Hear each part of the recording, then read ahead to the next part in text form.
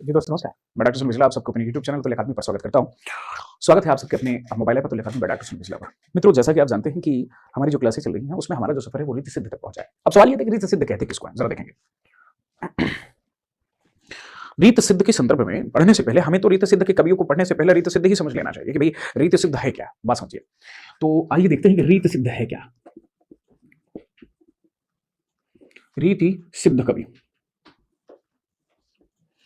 अब देखेंगे रीति सिद्ध कवि कहते किसको है। रीति सिद्ध कवि वे कवि होते हैं जो रीतिकाल के समय के अंतर्गत आते हों और पुरानी परंपराओं, पुरानी परपाठवियों जैसे काव्य के लक्षण, काव्य के गुण, काव्य के दोष, काव्य के प्रकार, रस छंद अलंकार, काव्य विवेचन, काव्य प्रयोजन, काव्य हेतु सबके विषय में जानते तो हों लेकिन उसके बारे में उदाहरण सहित तथ्य न दिए।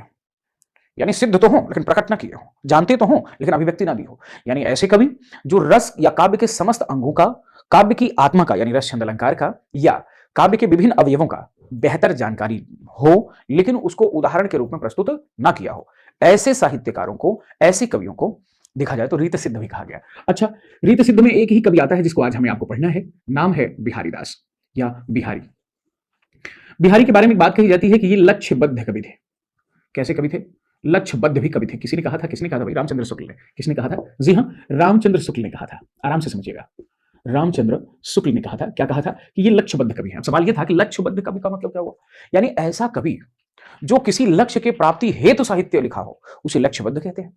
लक्ष्यों से बधा हुआ, लक्ष्य को ही ध्यान में रखकर साहित्य रखने वाला, साहित्य करने वाला, उसी को क्या कहते हैं? लक्ष्यबद्ध कवि कहते हैं। तो बिहारी ऐसे ही थे।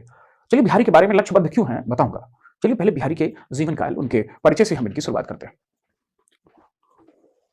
मित्रों बिहारी का जो जन्म है, अगर हम समय की बात करें, बिहारी के जन्म का समय 1595 ईस्वी बताया जाता है। अगर हम स्थान की बात करें, भाई इनका स्थान कहां था, तो आप जानते हैं कि ये बसुआ, बसुआ, गोविंदपुर, ग्वालियर, मध्य प्रदेश में जन्मे थे। बसुआ नामक स्थान में एक जो कि गोविंदपुर के पड़ता है और ग्वालियर नामक स्थान यानी मध्य प्रदेश में जो पड़ता है, यहीं पर इनका जन्म हुआ था। कब हुआ था? 1595 ईस्वी में। हम देखें तो इनके पिता का नाम मिल जाता है क्या कि केशव राय। क्या मिल जाता है? केशव राय इनके पिता का नाम मिलता है। मित्रों इनका एक पुत्र भी दिखाई देता है, एक पुत्र भी मिलता है जो कि दत्तक पुत्र था, जिसके बारे में उल्लेख मिलता है निरंजन। क्या मिलता है? निरंजन, जो कि क्या था? दत्तक पुत्र था, गोद लिया हुआ। इनके विषय में कभी कभी कहा जाता है कि इसी का नाम आगे चलकर के कृष्ण मिलता है, जो कि इनकी सत्सई को सबसे पहले टीका लिखा था। जो भी हो, ये प्राप्त जो साक्ष्य है वो स्पष्ट नहीं बता पाते। हाँ, लेकिन ये तय है कि कृष्ण कवि नाम का कोई व्यक्ति इनकी सत्सई को लिखा था, जिसको कहा जाता है कि ये बिहारी के पुत्र थे यानी कृष्ण को। तो इनका नाम कृष्ण भी जानते रहे, वैसे इनका नाम निरंजन है, जो दत्तक पुत्र हुआ करते थे। खैर, अगर हम गुरु की बात करें तो इनके गुरु का नाम जो मिलता है वो मिल जाता है नरहरि दास। जी हाँ, नरहरि दास इनके गुरु हुआ करते थे और इन्हीं के आशीर्वाद से इन्होंने साहित्यिक रचनाओं में अपना बेहतरीन सिक्का जमा लिया। अगर कभी आपसे पूछ ले कि बिहारी किस संप्रदाय से संबंधित थे, यानी इनका संप्रदाय कौन सा रहा होगा, तो आप लोग जानते हैं कि इनका जो संप्रदाय है वो निम्बार्क संप्रदाय था। क्या था? जी हाँ, निम्बार्क संप्रदाय। अब ये तो हो गए इनके संप्रदाय, लेकिन मान लीजिए अगर आपसे पूछे कि भाई इनके आश्रयदाता कौन थे, यानी इनका आश्रयदाता कौन था, तो आप देखें आश्रय दाता। तो इनके आश्रय दाताओं में एक जयपुर नरेश थे, जिनका नाम मिल जाता है महाराज जय सिंह। बड़ा फेमस नाम है, इनके विषय में कुछ उक्तियां भी हैं और जय सिंह को कहीं कहीं जयशाह भी कहा जाता है, जयशाह। इतना ही नहीं, बिहारी केवल इन्हीं के आश्रय में नहीं रहे, बल्कि इनकी एक पत्नी थी जिसका नाम मिल जाता है अनंत कुमारी। अनंत कुमारी के भी आश्रय में रहे और अनंत कुमारी को भी बहुत प्रिय थे बिहारी। और इतना ही नहीं, बल्कि इनसे एक पुत्र हुआ जिसका नाम था राम सिंह।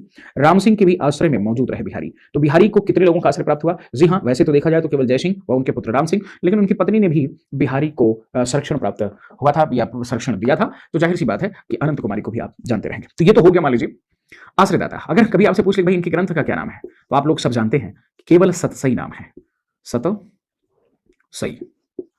यानी इन्होंने जो ग्रंथ लिखा था उसका नाम क्या था? सतसई। अपनी मदद के लिए लोग जोड़ देते हैं बिहारी सतसई। क्या जोड़ देते हैं? बिहारी सतसई जोड़ देते हैं। यानी अब सवाल ये था कि इसमें दोहे कितने हैं, तो हम आपको इसमें बताएंगे कि 700, कहीं कहीं मिल जाता है 13 और कहीं कहीं मिलता है 719। तो स्पष्ट करूंगा कि कहां 719 होगा और कौन सा सही होगा। तो सही सबसे ज्यादा 719 है। क्यों है बताऊंगा, अभी एक एक करके हम आगे बढ़ते हैं। मित्रों अगर देखा जाए तो आचार्य रामचंद्र शुक्ल बताते हैं कि ये जो है माथुर चौबे थे। शुक्ल जी क्या बताते हैं कि ये कौन थे? माथुर चौबे थे। माथुर चौबे थे। मित्रों एक दोहे के अनुसार अगर देखा जाए तो इनकी बाल्यावस्था जो है ना, इनकी बाल्यावस्था, एक दोहे के अनुसार इनकी बाल्यावस्था बुंदेलखंड में बीती। कहां बीती? बुंदेलखंड में बीती। और इनका जो यवनावस्था थी यानी ससुराल जो थी वो कहां थी? मथुरा में थी। कहां थी? जी हाँ, ये अपनी जवानी में कहां आगे, अगर आपसे ये पूछा जा सके तो ये आगे मथुरा। ठीक है, तरुणावस्था में, तरुणावस्था में, तो तरुणावस्था में ये कहां आ गए? मथुरा में आ गए। जी हाँ, जब ये मथुरा में आ गए तो साहित्य रचना करने लगे और तमाम आश्रयदाताओं का आश्रय प्राप्त करने लगे। एक समय की बात है, चूंकि जयसिंह के ये आश्रय में रहते थे तो मथुरा से इनको कुछ पैसे की आवश्यकता पड़ी और अपने निजी काम की वजह से ये अचानक से जयपुर पहुंच जाते हैं। जयपुर अर्थात राजस्थान। जब वहां पहुंच जाते हैं तो राजा से मिलने के लिए, चूंकि मथुरा से गए होते हैं, तो लंबी यात्रा के बाद तो वो जयपुर में पहुंचते हैं। लेकिन जब पहुंचते हैं तो इनको पता चलता है कि राजा जो है वो आजकल शयन कक्ष से बाहर ही नहीं निकल रहे, राजमहल में और मंत्रियों की सभाओं में भाग ही नहीं ले रहे, किसी भी प्रकार का कोई निर्णय, कुछ भी नहीं। तो उन्होंने वजह जानने की कोशिश की, वजह क्या है जो राजा निकल नहीं रहे। यही सबसे छोटी थी अनंत कुमारी, इसी के प्रेम में। तो कई रानियां थी जयसिंह के पास, लेकिन सबसे प्रिय थी अनंत कुमारी और सबसे छोटी भी थी। इसके प्रेम में कुछ ऐसे पागल हो गए थे कि कई महीने राजकाज करने निकले ही नहीं, मंत्रियों आदि दरबारों में, सरदारों के दरबार में कभी आए ही नहीं। बिहारी को इस बात का जब पता चला तो वो अत्यंत दुखी हुए। उनको ये पता चल गया था कि अभी बिल्कुल छोटी उम्र की बच्ची है, उसकी सुंदरता पर मुग्ध हो चुका है राजा। तो सोचें कि अभी तो कली है, जैसे जैसे बड़ी होगी उसमें और सौंदर्य का वास होगा और भी सुंदर होती चली जाएगी। अभी ये गति है तो आगे क्या होगा? इस पर उन्होंने जैसे तैसे एक पत्र भेजा। जब देखा और समझा कि आगे क्या होगा, साम्राज्य खत्म हो जाएगा और मेरी भी बात पूरी नहीं होगी, मैं जिस उद्देश्य से आया हूं वो भी काम पूरा नहीं होगा। तो जैसे तैसे करके राजा तक उन्होंने एक पत्र भेजा। उस पत्र में कुछ लिखा नहीं था, बल्कि उसमें 2 पंक्तियां लिखी थी। जरा देखिएगा वो क्या है। तो उन्होंने लिखा क्या है? लिखा कि नहीं पराग नहीं मधुर मधु, नहीं विकास यही काल, अली कली ही सो बध्यो, आगे कौन हवाल। ये बात इन्होंने कहा। क्या कहा? नहीं पराग नहीं मधुर मधु, नहीं विकास यही काल। अभी तो वो पूरी तरह से खिली भी नहीं है, ना उसमें अभी वह रूप पूरी तरह से वो अपने उच्च शिखर पे भी नहीं है यौवन के, और इसके साथ साथ अभी पूरा विकास भी नहीं हुआ है। आगे कहते हैं नहीं पराग नहीं मधुर मधु, नहीं विकास यही काल, अली कली ही सो बंध्यो, आगे कौन हवाल। नहीं पराग नहीं मधुर मधु, नहीं विकास यही काल, अली कली ही सो बंध्यो, आगे कौन हवाल। अभी तुम जाके उसको, जिस प्रकार कोई भौरा कलियों में लिपट जाता है, बंध जाता है, तो तुम अभी इस तरह से लगे हो, आगे तुम्हारा क्या होगा? सर्वस्व खत्म हो जाओगे, नष्ट हो जाएगा राजकाज, स्वयं तुम खुद चेत जाओ, अभी भी समय है। धीरे धीरे उसमें विकास ही होना है, उत्तरोत्तर, चूंकि छोटी है तुमसे और ये तुम्हारी अंतिम अवस्था चल रही है। वृद्धावस्था में बौराए पड़े हो, बहुत डरते हैं। लेकिन राजा को ज्ञान हो जाता है, महाराज को ज्ञान हो जाता है कि धन्य है कविवर, हमसे बहुत गलती हुई। राजा बाहर आते हैं और एक असरफी देते हैं। उस असरफी को पाकर बिहारी की वास्तव में जो मनोदशा थी वो अब लगभग पूरी हो चुकी थी, जो उनके मन में था वो प्राप्त कर चुके थे। मित्रों अगर आपने देखा होगा कि अय्यासी हर समय रही है, मुझे लगता है कि पहले के लोग से ज्यादा बेहतर चरित्रवान आज के लोग हैं। चरित्रहीनता एक दूसरे से संबंध बनाने से नहीं होती। चरित्रहीन कोई एक के साथ दूसरे के साथ संभोग कर ले तो चरित्रहीन नहीं होता। मनुष्य को जानवर से अंतर पैदा करने के लिए कहा जाता है कि एक से ही संबंध बने। संभोग से चरित्रहीनता नहीं होती। चरित्रहीनता होती है झूठ बोलने से, चरित्रहीनता होती है अपनी बात पे खरा न उतरने से, चरित्रहीनता होती है आपको किसी को षड्यंत्र में फंसाने पर, चरित्रहीनता होती है अपने माँ बाप को धोखा देने पर, चरित्रहीनता तब होती है आप चाहे एक के साथ रहो चाहे 1000 के साथ रहो, किसी को धोखा देने पर। तो चरित्रहीनता व्यक्तित्व के संपूर्ण रूप को कहते हैं। किसी के साथ संभोग या साथ रहने से चरित्रहीनता नहीं आती। इसका प्रमाण है कि पहले के राजा भी बड़े अय्यास होते थे, उनके पास तमाम रानियां होती हैं, लेकिन इसका मतलब ये नहीं कि रानियां बहुत होती थी, रानियों के पास बहुत पुरुष नहीं होते थे। आपने देखा होगा पुराने जमाने में गांव में केवल एक स्त्री हुआ करती थी, पंचाली तो उसका एक स्वरूप मात्र है। पांचाली अर्थात द्रौपदी, वो एक स्वरूप मात्र है कि उसके 5 पति थे। गाँव में किसी एक औरत की गाँव में किसी पूरे गाँव में किसी एक व्यक्ति की शादी होती थी, एक औरत होती थी।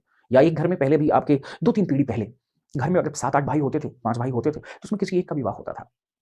सभी का विवाह नहीं होता था। लेकिन उनका शारीरिक उपक्रम कैसे पूर्ण होता था? इन्हीं सारी तथ्यों से, इन्हीं सारी चीज़ों से। तो उन्होंने समझाया कि बेटा देख ऐसा है ना, तुम्हारे पहले भी लोग इसी में मर गए और तुम्हारे बाद भी लोग आएँगे तो इसी में पूरी तरह से लगे रहेंगे।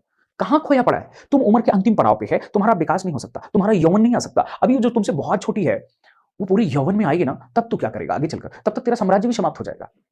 जिसके बल पर तू लाया है, वो भी खत्म हो जाएगा। इस बात से जब ज्ञान हुआ, तो इन्होंने एक असरफी देना शुरू कर दिया कि नहीं प्रभु, आपको मैं ऐसे ही प्रत्येक दोहे पर एक असरफी दूंगा। यह बात जब कही, तो इसीलिए जब एक असरफी की बात हुई, तो इनको कहा गया कि ये लक्ष्यबद्ध कवि है। यानी इनको एक टारगेट था, लक्ष्य था कि जितना दोहे लिखूंगा, उतनी असरफी लूंगा। इसीलिए इनको लक्ष्यबद्ध कवि भी कहा गया। लक्ष्यबद्ध के और भी तरीके हैं, लेकिन एक वजह ये भी थी। ठीक है, बढ़ते हैं आगे। तो आगे देखिए, जब उन्होंने कहा कि हम आपको असरफी देंगे, तो इसी सिलसिले में इन्होंने दोहा बना करके देना शुरू किया और असरफियों को प्राप्त करने की बात की। इस प्रकार अगर देखें, इस प्रकार 700 से अधिक दोहे, 700 से अधिक दोहे संग्रहित कर बिहारी सतसई का निर्माण किया। बिहारी सतसई का निर्माण किया। तो जब इतनी अनुपम निधि क्यों हो गई यह रचना? क्योंकि बिहारी ने इसमें धर्म, नीति, श्रृंगारिकता, संयोग, वियोग, हर चीज का उत्तम विवरण प्रस्तुत किया। स्त्री पुरुष के गुणों को भी बताया, भगवान श्री कृष्ण की भक्ति भी की। तो कुछ लोग इसलिए बोल देते हैं कि भक्ति परक रचना भी, लेकिन नहीं, ये श्रृंगार परक रचना है। इस बात को ध्यान रखिएगा। चलिए कुछ मोटी-मोटी बातें और बेहतर बातें हम जानने की शुरुआत करते हैं। देखिएगा, बिहारी हिंदी साहित्य के रीतिकाल के अंतर्गत उसकी भावधारा को आत्मसात करके भी प्रत्यक्षतः आचार्यत्व को स्वीकार नहीं किया। फिर भी मुक्तक के सर्वश्रेष्ठ कवि हो गए या सर्वश्रेष्ठ कवि कहलाए। बात समझिएगा, क्यों कहलाए? क्योंकि इन्होंने रीतिकाल के अंतर्गत भावधारा के आत्मसात तो किया, लेकिन प्रत्यक्षतः आचार्य को स्वीकार नहीं किया इन्होंने। आचार्य कब कहलाते? जब कोई बड़े बड़े ग्रंथ लिखते और किसी के लिए लिखते। नहीं लिखा इन्होंने, जानते सब थे, लिखा ही नहीं। आगे देखें, बिहारी सतसई, हमने बताया था, बिहारी सतसई में 719 मुक्तक दोहे हैं। मित्रों, अब थोड़ा सा यहां पर देखते हैं, मुक्तक दोहे हैं।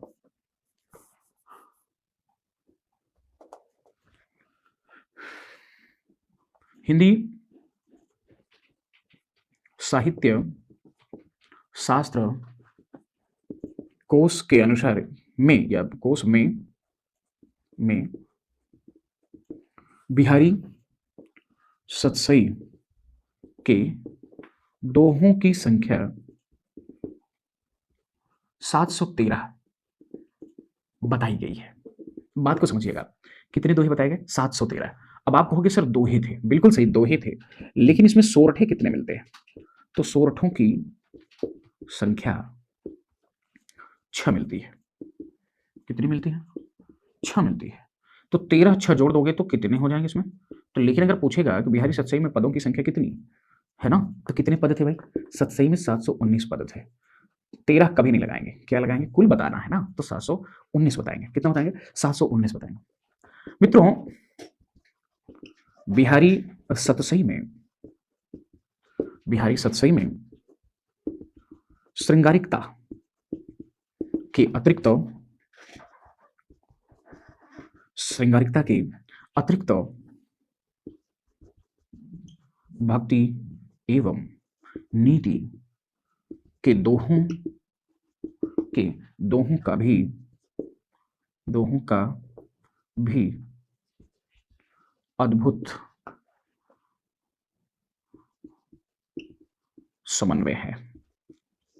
बात को समझिएगा, यानी बिहारी की सत्सई में श्रृंगारिकता भी है और भक्ति भी है, इसके साथ साथ नीतियां भी इसमें इन्होंने संग्रहित किया था। और अगर आपने पढ़ा भी होगा बिहारी को, तो बिहारी ज्यादातर हमें नीतिकार लगते हैं, क्योंकि उन्होंने मनुष्य के जीवन जीने की शैलियों को ज्यादा बताया। हाँ, मुक्तक क्यों कहा गया, थोड़ा इसके विषय में जान लें। जैसे कोई रचना मुक्तक क्यों हो जाती है, जब पहले दोहे का संबंध दूसरे दोहे से संबंधित ना हो, यानी पहले पद का संबंध जब दूसरे पद के संबंध से कोई जुड़ाव ना हो, कोई लगाव ना हो, दोनों दोहे या दोनों पद अलग अलग अर्थ प्रदान करते हो और अलग अलग विषय को ध्यान में रखते हुए, तो उसको मुक्तक रचना कहा जाता है। तो 719 पद इन्होंने लिखे हैं, सारे स्वतंत्र पद हैं। पहले में कुछ संदेश दिया तो दूसरे में कुछ दिया। अगर वियोग का ही वर्णन किए तो किसी में सखी ने कुछ कहा, उसके बाद की कथा नहीं कही, बल्कि फिर दूसरी सखी ने क्या कहा तो उसको उन्होंने आगे लिख दिया। एक दूसरे से कोई जुड़ाव नहीं, इसलिए इसको मुक्तक रचना कहते हैं। मुझे आशा है कि बिहारी के सत्सई के संदर्भ में अभी इतनी बातें आप समझ चुके होंगे कि बिहारी सत्सई का निर्माण इन्होंने कैसे किया। तो आप जानते हैं कि राजा के कहने पर राजा बाहर कैसे निकले, तो जब इस पंक्ति को लिखा, आप इसको कह सकते हैं कि ये आचार्यत्व को स्वीकार नहीं किए थे, बल्कि जानते तो सब कुछ थे। बिहारी सत्सई को हिंदी साहित्य शास्त्र कोश के अनुसार कितने दोहे थे, 713। लेकिन अगर आपसे पूछा जाए कि भाई कितने, तो सोरठा की संख्या 6 थी, मिलाकर कितने, 719। तो बिहारी सत्सई में पद कितने, तो 719। बिहारी सत्सई में दोहे कितने, अगर ये पूछ लेता है, कुछ लोग कहते हैं 713, नहीं, टोटल आपसे पूछ रहा है, यानी कितने सत्सई हैं, यानी बिहारी के सत्सई में कितने पद जुड़े हुए हैं, तो पद पूछेगा तो 719। अच्छा ठीक है, बिहारी सत्सई में श्रृंगारिकता है, ये बहुत इंपॉर्टेंट चीज है। अगर आपसे पूछ ले बिहारी सत्सई का प्रभाव क्या है, रस क्या है, तो आप बता सकते हैं कि इसका रस श्रृंगारिकता से भरपूर है। हाँ, उसमें कभी कभी हमें भक्ति का रूप भी दिखाई देता है, और ये नीतिपरक बातें ही अपने साहित्यिक रचनाओं में किए पड़े हैं। इतनी बात आप बिल्कुल स्पष्ट समझ गए होंगे और इसको बिल्कुल दिमाग में डाल लीजिए। बढ़ते हैं थोड़ा सा और आगे। देखिए, कुछ जगह जैसे रामचंद्र शुक्ल ने ही कहा है कि बिहारी सत्सई में हिंदी साहित्य शास्त्र के अनुसार दोहा और सोरठा मिलाकर 713 ही पद हैं। ध्यान दें, दोहा और सोरठा मिलाकर 713 ही पद हैं, कहीं ये भी मिलता है तो घबराने की आवश्यकता नहीं। 713 कहीं दिया हो ना, मानो 719 पर ही लगा के आना। दो ही, ये मत कहना कि सोरठा अच्छा है तो हम बताएंगे, दोहा पूछ रहा है कि बिहारी सत्सई में दोहे कितने, तो आप लगाओ 713। जब पूछ ले पद तो आप लगाओ, अलग अलग मिथक है, अलग अलग विद्वानों के कथन है, तो कितने लगाओगे। बिहारी सत्सई में पदों की संख्या कितनी, यहां आप लिख लें, दिमाग में हमेशा डाले रहे। बिहारी सत्सई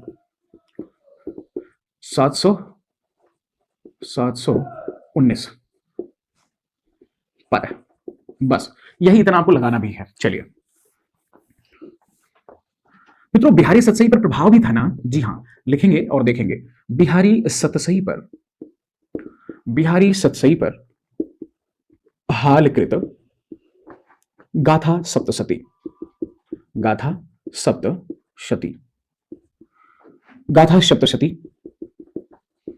गोवर्धना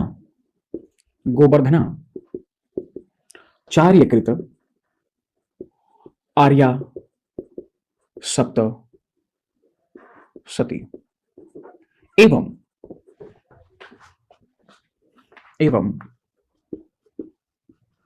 अमरूक कृत अमरूक शतक की प्रेरणा से, या पर शतक की या का अमरूक शतक का प्रभाव रहा है। यानी किसका प्रभाव रहा है बिहारी सत्सई पर, ये बहुत ज्यादा पूछा जाता है। हालांकि गाथा सप्तशती और गोवर्धनाचार्य की आर्या सप्तशती, और देखा जाए तो अमरूक कब की अमरूक शतक, कभी अगर पूछ ले कि नहीं मान लो सबसे ज्यादा किसका प्रभाव पड़ा है ना, तो हाल की गाथा सप्तशती का। किसका, जैसे कि पूछ लेकिन तीनों में से भी सबसे ज्यादा किसका प्रभाव, तो हाल की गाथा सप्तशती का। ये बात यहां पर होगी। चलिए बढ़ लेते हैं थोड़ा सा और। इनके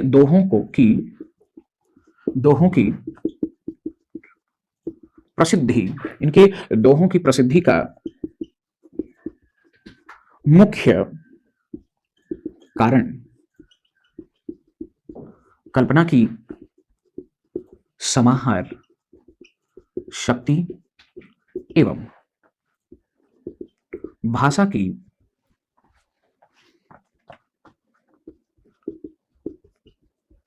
सामासिक शक्ति के कारण है।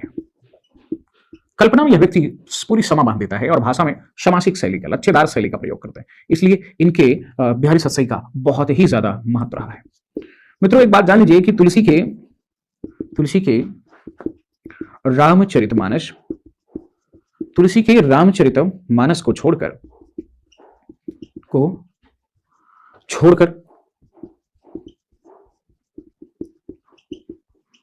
हिंदी साहित्य में दूसरा काव्य ग्रंथ नहीं दिखाई पड़ता, नहीं दिखाई पड़ता, जिसका इतना जिसका जिसका इतना अधिक मान, जिसका अधिक मंथन हुआ, मान छोड़ दीजिए, मंथन हुआ हो।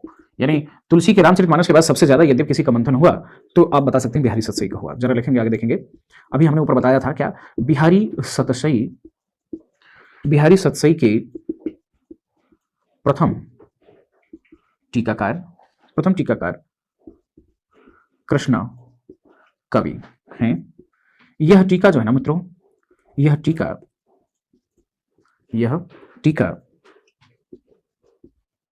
कवित्त सवैया, यह टीका कवित्त सवैया छंद में लिखी गई है। तो कृष्ण कवि ने, जो आप देखें कि बिहारी ने अपनी रचना को किस में लिखा था, दोहा और सोरठा में। इन्होंने क्या किया, कवित्त सवैया में कर दिया।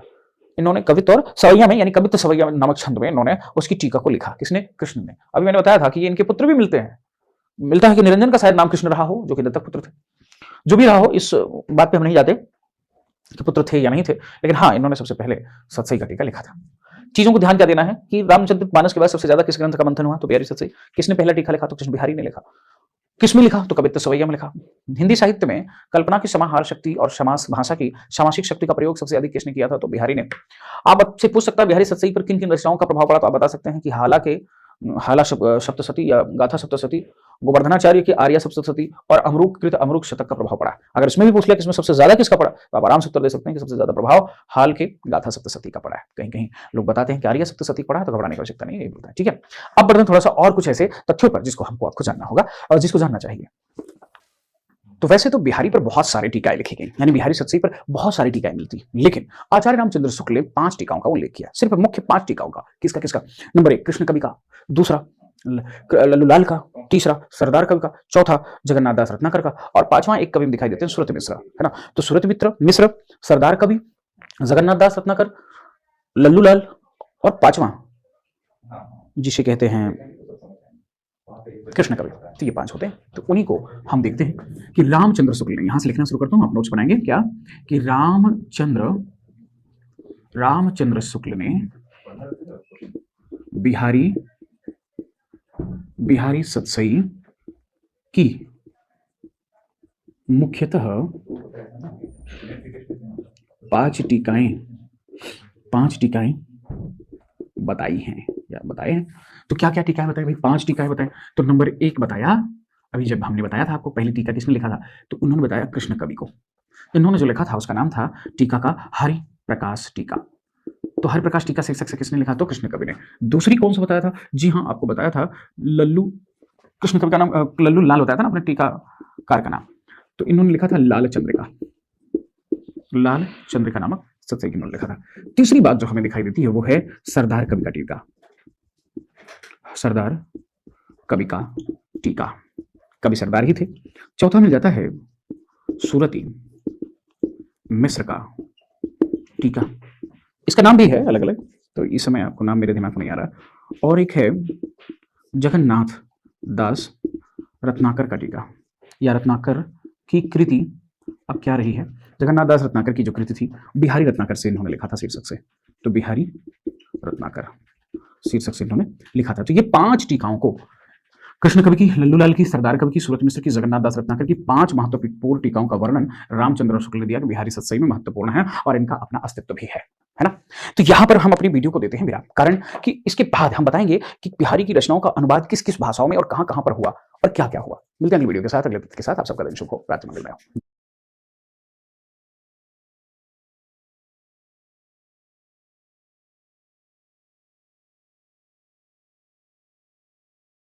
जी दोस्तों नमस्कार, मैं डॉक्टर सुनील बिजला आप सबको अपने YouTube चैनल तुल अकादमी पर और आपके मोबाइल ऐप तुल अकादमी पर डॉक्टर सुनील बिजला पर स्वागत करता हूं। बिहारी भाग 2 लेकर आ गया हूं। पहले में आपने देखा बिहारी का जन्म कहां हुआ, उनका जीवन कैसे बीता, उनकी रचना कौन सी है, उसके पद कितने हैं और उनके बारे में कुछ बारीकियों को आप जाना, आश्रयदाता के बारे में जाना, उनके मूल्यों को आपने जाना। अब आज की बिहारी की जो सतसई थी, इस सतसई में को कितने लोगों ने किस किस भाषा में लिखा, यह हेडिंग डालेगा बिहारी सतसई पर लिखे गए प्रमुख ग्रंथ। ये तो आइए देखते हैं कौन सा है। नंबर 1, प्रभुदयाल मिश्रा ने बिहारी के दोहों को खड़ी बोली में रूपांतरित किया। किसमें रूपांतरित किया? खड़ी बोली में बिहारी सतसई को किसने रूपांतरित किया था? जी हां, प्रभुदयाल मिश्र ने। याद रखना इस बात को, भूलना नहीं है। नंबर 2, अंबिका दत्त व्यास ने बिहारी सतसई को बिहार शीर्षक से दोहों के स्थान पर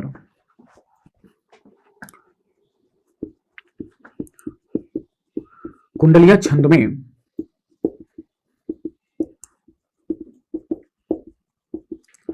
भावानुवाद किया। तो आपने देखा कवित्त सवैया में कृष्ण ने किया था, कृष्ण कवि ने बिहारी के सतसई को, और यहां पर उनके जो दोहे थे उनको किसमें कन्वर्ट कर दिया? कुंडलिया छंद में। किसने भावानुवाद कर दिया था? किसने? अंबिका दत्त व्यास ने। तीसरी बात देखते हैं, बुंदेलखंड निवासी मुंशी देवी प्रसाद प्रीतम ने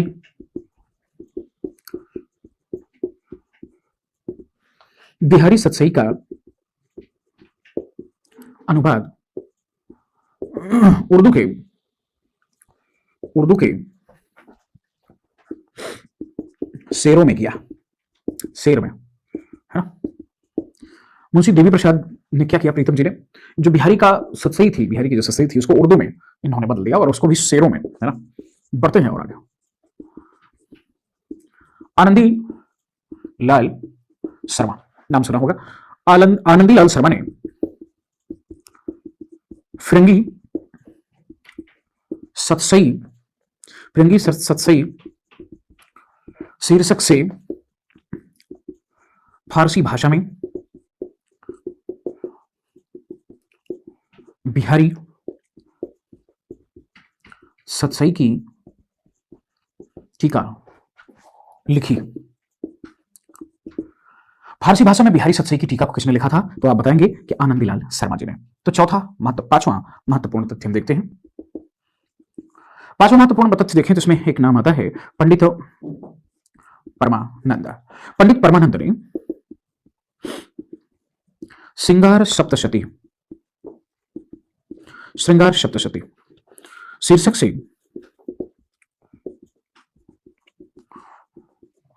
बिहारी के दोहों का संस्कृत में अनुवाद किया। संस्कृत में अनुवाद कर दिया। तो संस्कृत में किसने डाल दिया? पंडित परमानंद जी ने। खड़ी बोली में किसने डाला? अगर ये प्रश्न पूछेगा तो भाई खड़ी बोली में प्रभुदयाल मिश्र ने। हाँ, उर्दू में किसने किया? तो मुंशी देवी प्रसाद ने। अगर कहेगा कि कुंडलिया में किसने किया तो आप बताएंगे अंबिका दत्त व्यास ने। देखिए भैया, पदम सिंह शर्मा ने बिहारी के दोहों की तुलना संस्कृत, प्राकृत, हिंदी तथा उर्दू के कवि शादी से करने के लिए बिहारी सतसई पर संजीवनी भाष्य शीर्षक से ग्रंथ लिखा था। चलिए इसको हम लिखते हैं, तभी आपको ज्यादा समझ में आएगा। संजीवनी भाष्य नामक शीर्षक से इन्होंने ग्रंथ लिखा था, जो कि आप कह सकते हैं कि पंडित बिहारी की रचनाओं का ही वास्तव में टीका थी। लेकिन जरा इसको तो लिखिएगा, हटाइए इसको, फिर बढ़ते हैं आगे। देखिएगा, पद्म सिंह शर्मा ने, ध्यान दीजिएगा, बिहारी के दोहों की तुलना संस्कृत, प्राकृत, हिंदी तथा उर्दू से, उर्दू के कवि शादी से करते, शादी कवि थे, कवि शादी से करने के लिए बिहारी सतसई पर संजीवनी भाष्य शीर्षक संजीवनी भाष्य शीर्षक से ग्रंथ लिखा तथा उन्होंने सतसई संहार संहार शीर्षक से ज्वाला प्रसाद मिश्र शीर्षक से ज्वाला प्रसाद मिश्र की भावार्थ प्रकाशित टीका की आलोचना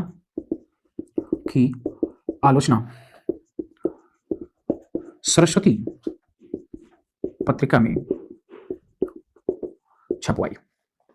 यानी इन्होंने पहले तो सादी कवि की जो से समता बताते हुए बिहारी सतसई पर इन्होंने एक क्या बताया, संजीव भाष्य के शीर्षक से ग्रंथ लिखा। वो तो ठीक था, लेकिन एक ग्रंथ है सतसई श्रृंगार जिसकी रचना किसने लिखी थी? ज्वाला प्रसाद मिश्र ने। उसकी भावार्थ प्रकाशित टीका की आलोचना इन्होंने किस पत्रिका में किया था? सरस्वती पत्रिका में किया था। किन्होंने? पद्म सिंह शर्मा महोदय ने। तो ये तो यहां पर हो गया। अब हेडिंग डालिएगा, बिहारी व उनके ग्रंथ से संबंधित विद्वानों द्वारा लिखे गए आलोच्य ग्रंथ। ठीक है, बिहारी व उनके साहित्य पर लिखे गए विद्वानों द्वारा आलोच्य ग्रंथ।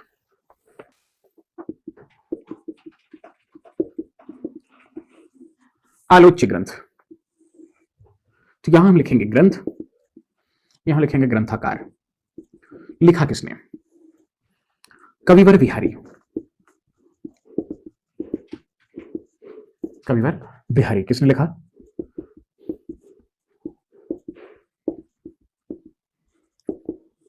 जगन्नाथ दास रत्नाकर ने।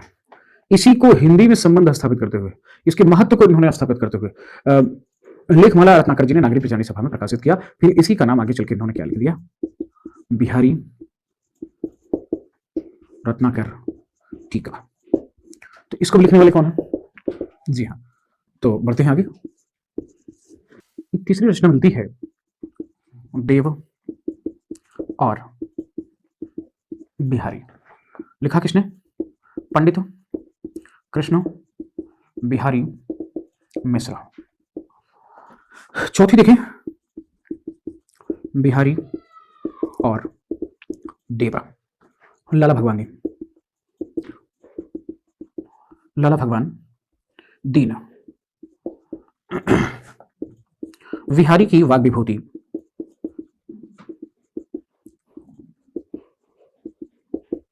इस रचना को किसने लिखा था?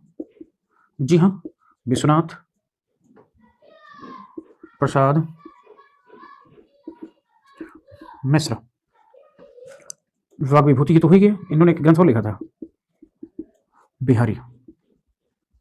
इसको भी किसने लिखा था? विश्वनाथ प्रसाद मिश्र ने। एक और ग्रंथ मिलता है 6ठे नंबर पर, जिसे हम कह सकते हैं बिहारी सतसई की सुबोध टीका। बिहारी सतसई की सुबोध टीका किसने लिखा?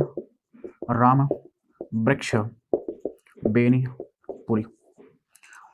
मित्रों, एक चीज और पॉइंट में लिख सकते हैं कि रीतिकाल, इंपॉर्टेंट चीज है ये, क्या लिख सकते हैं कि रीतिकाल का सर्वाधिक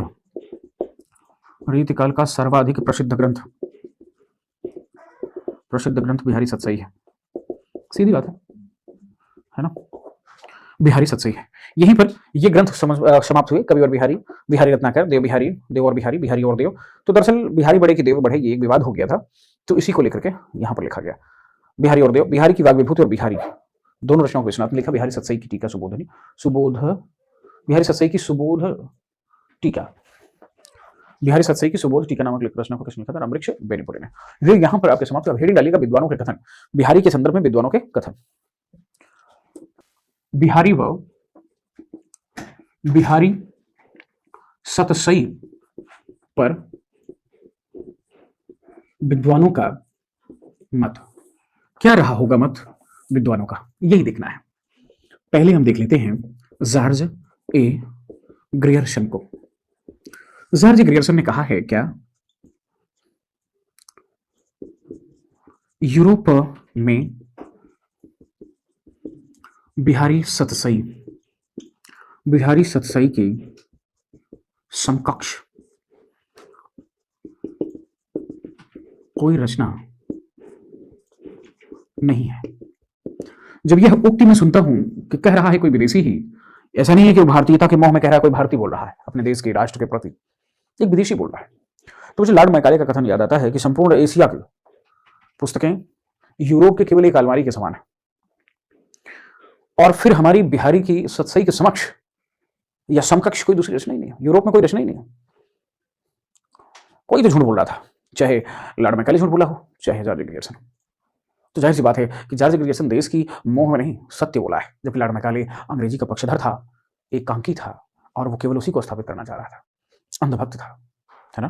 तो इस बात को विशेष ध्यान देना। बहुत इंपॉर्टेंट चीजें होती हैं जिनको आपको कहीं ना कहीं कंपेयर जरूर किया करें।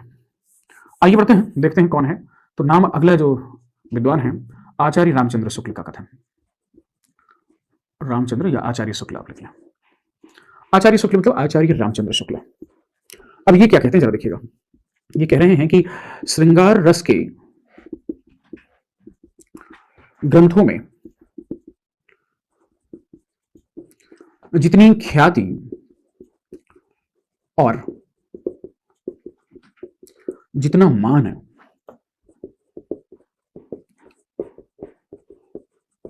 बिहारी सतसई का हुआ उतना और किसी का नहीं। इसका एक दोहा हिंदी साहित्य में एक रत्न माना जाता है। यहां पर इन्वर्टेड कॉमा बंद है। अगला इन्वर्टेड कॉमा देखेंगे, इन्हीं के अनुसार किसी कवि का यश उसकी रचनाओं के परिमाण के हिसाब से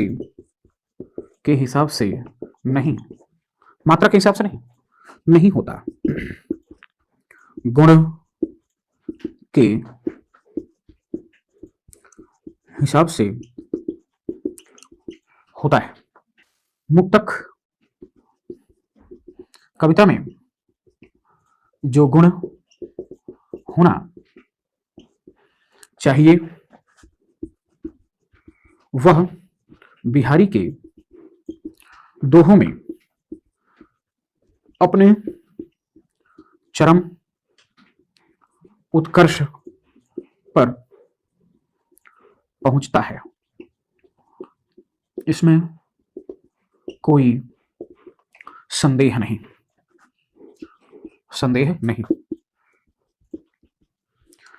मुक्तक में प्रबंध के समान रस की धारा नहीं बहती,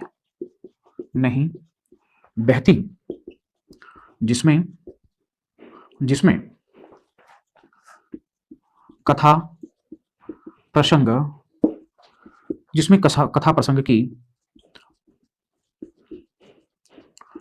परिस्थितियों में भूला हुआ पाठक मग्न हो जाता है। कहने का तात्पर्य उन्होंने कहा किसी भी कवि की जो यश की कीर्ति है वो किसी रचना की मात्रा से नहीं बल्कि उसके गुण के अनुसार होना चाहिए। बिहारी दोहे में ये गुण जो है अपने चरम पर दिखाई देते हैं और अपने चरम उत्कर्ष पर पहुंच जाते हैं, इसमें कोई संदेह नहीं। मुक्तक से में प्रबंध काव्य के समान रस की धारा नहीं बहती, जिसमें कथा प्रसंग की परिस्थितियों में भूला हुआ पाठक मग्न हो जाता है, यानी खुश हो जाता है ना। अब बढ़ते हैं इसी के आगे, इसी कथन में आप हमारे यहाँ जगह नहीं मिल रही, तो आप जो है इसी कथन के थोड़ा सा और आगे हम बढ़ते हैं। ये भी इन्वर्टेड का बंद नहीं होगा, इसके आगे चलते हैं। उसी के आगे शुक्ल जी कह रहे हैं, और हृदय में एक अस्थाई प्रभाव ग्रहण करता है। इसमें तो यानी मुक्तक में इसमें तो रस के ऐसे छींटे पड़ते हैं जिनमें हृदय कलिका विस्तृत हृदय कलिका, बोल रहा हूं, हृदय कलिका थोड़ी देर के लिए, थोड़ी देर के लिए खिल उठती है। यदि प्रबंध काव्य का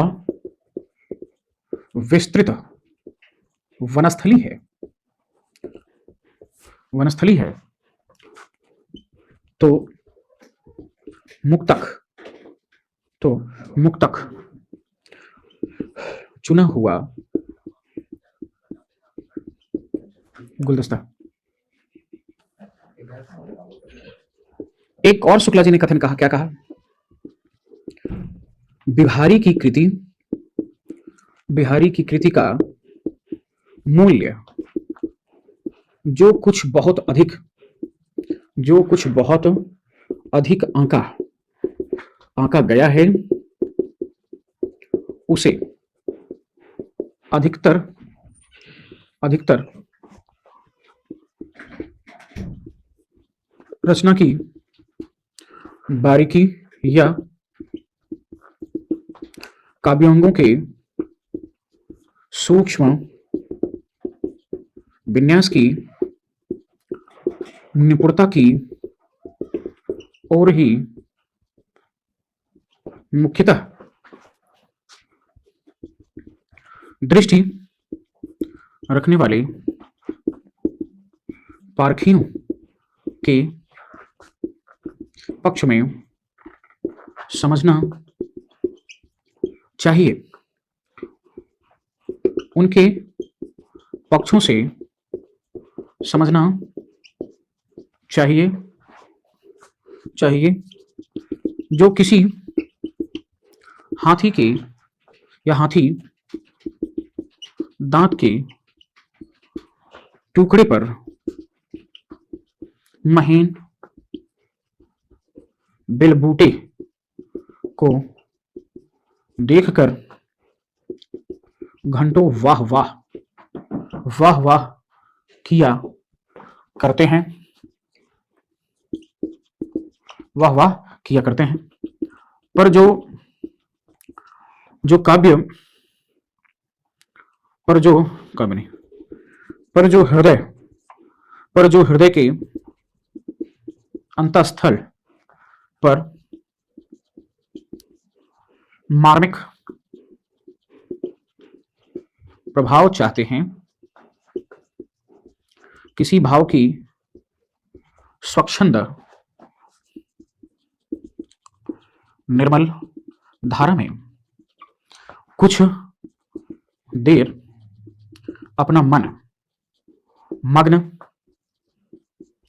रखना चाहते हैं,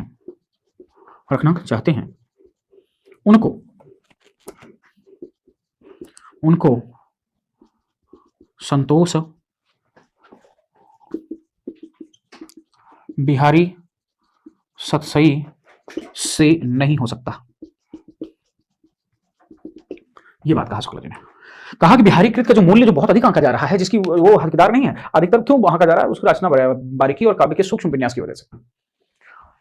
इस दृष्टि को रखने वाले के पक्ष में समझना चाहिए, उनके पक्ष में समझना चाहिए जो किसी हाथी, समझना चाहिए उनके पक्ष में समझना चाहिए जो किसी हाथी के दांत के टुकड़े पर महीन बिलबूटे को देखकर घंटों वाह वाह कहें करते हैं, पर जो हृदय के अंतःस्थल पर यानी मार्मिक प्रभाव चाहते हैं, यानी मजा लेना चाहते हैं और डूब जाना चाहते हैं किसी कथा में, किसी कहानी में, उनको तो फिर प्रबंध काव्य पढ़ना पड़ेगा। चाहते हैं तो प्रभाव चाहते हैं, किसी भाव की स्वच्छंद निर्मल धारा से कुछ देर अपना मन मग्न रखना चाहते हैं, तो उनको संतोष कदा भी नहीं होगा बिहारी के सतसई पे, क्योंकि यह जो है एक चुना हुआ गुलदस्ता है जो छोटे छोटे रूप में मिलता है। ये तो कहा इन्होंने शुक्ला जी। चलिए थोड़ा सा और बढ़ते हैं। तो रामचंद्र शुक्ल का तीसरा कथन देखते हैं, अगला कथन देखते हैं। कविता उनकी यानी बिहारी की कविता उनकी श्रृंगारिक है, पर प्रेम की उच्च भूमि पर नहीं पहुंचती, नीचे ही रह जाती है। नीचे ही रह जाती। यहां पर ये कथन हुआ समाप्त। यानी विद्वानों के जो कथन थे इसमें हम आपने देखा कि ग्रियर्सन के और शुक्ला जी के। अब देखते हैं कुछ महत्वपूर्ण तथ्य जो बहुत जरूरी था जानना, अब उसी को हम देख लेते हैं। कुछ महत्वपूर्ण चीजें हम देखते हैं क्या कि लाला भगवान दीन ने सूर, तुलसी और केशव के बाद बिहारी को हिंदी साहित्य का चौथा रत्न माना है, चौथा रत्न चुना है। बात समझिएगा। आचार्य रामचंद्र शुक्ल ने बिहारी लाल को रसवादी माना है, जबकि डॉक्टर नगेंद्र ने बिहारी को ध्वनिवादी स्वीकारा है। मित्रों, श्री राधा चरण गोस्वामी ने बिहारी को पीयूष वर्षी मेघ यानी अमृत वर्षा करने वाला मेघ की उपमा दी है। बलदेव उपाध्याय ने, बहुत इंपॉर्टेंट है, बलदेव उपाध्याय ने कहा है कि हाल गाथा के गोवर्धनाचार्य आर्य के तथा बिहारी दोहा के बादशाह है। बलदेव उपाध्याय ने कहा कि हाल गाथा के गोवर्धनाचार्य आर्य के तो बिहारी दोहा के बादशाह है। तो मित्रों, इससे ज्यादा बिहारी के संदर्भ में आपसे कोई भी प्रश्न नहीं पूछा जा सकता। जो पंक्तियां बच रही हैं, आपको जो पंक्तियां पूछी जा सकती हैं, कुछ कथन पूछे जा सकते हैं, वो पीडीएफ में आपको मिल जाएगा। कैसे लगी वीडियो जरूर बताइएगा। क्या समझ में सभी आ गया? रीत सिद्ध यहीं पर हो गए समाप्त। मिलकर अगली वीडियो के साथ, अगले तथ्य के साथ, रीत मुक्त